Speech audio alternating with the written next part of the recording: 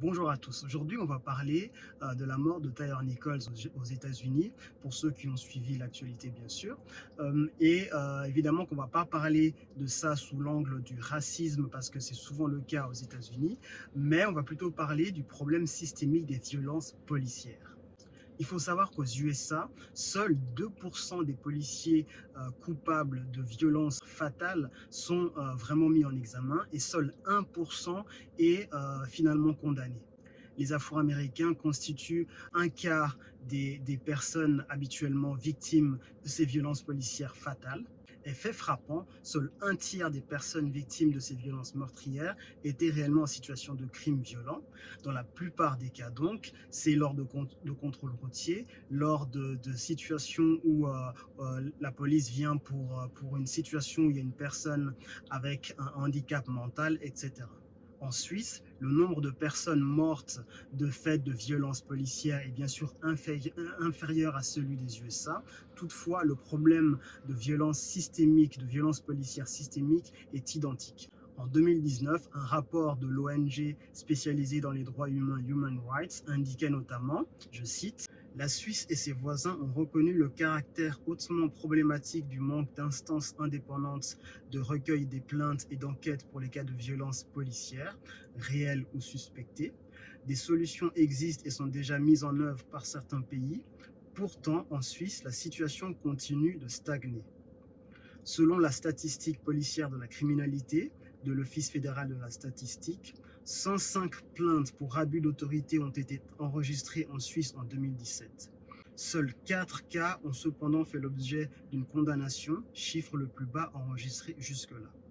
Cela implique que 4% seulement des plaintes ont entraîné une inculpation. La situation des violences policières en Suisse pourrait en plus s'empirer avec l'entrée en vigueur en juin 2022 de la loi sur les mesures policières, cette loi qu'on a votée il y a quelques années.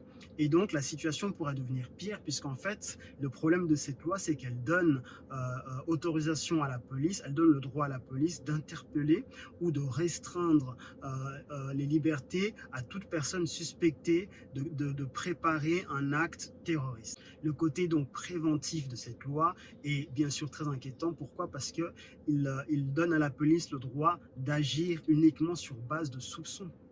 À l'instar des USA également, la Suisse commence aussi à avoir de plus en plus des cas de violences policières médiatisées. On se souvient notamment tous de ce qui s'est passé il y a quelques années, en 2016, avec la mort de ce jeune d'origine congolaise, Hervé Mandundu, dont la mort a été très suspecte, très médiatisée, et dont les circonstances laissaient penser justement de nouveau à un cas de violence policière. Contrairement aux USA par contre, la Suisse n'a pas encore tenté le pari des alternatives à la police. Aux USA par exemple, suite à la mort tragique de George Floyd en 2020, ils ont mis en place dans la ville de Denver le programme STAR. C'est un programme par lequel les urgences de la ville, au lieu de transférer les appels d'urgence directement à la police et en permanence, ils transfèrent en fait à des cliniques, des médecins, etc. pour toute situation où en fait c'est des personnes sans abri, des personnes avec des troubles mentaux, etc.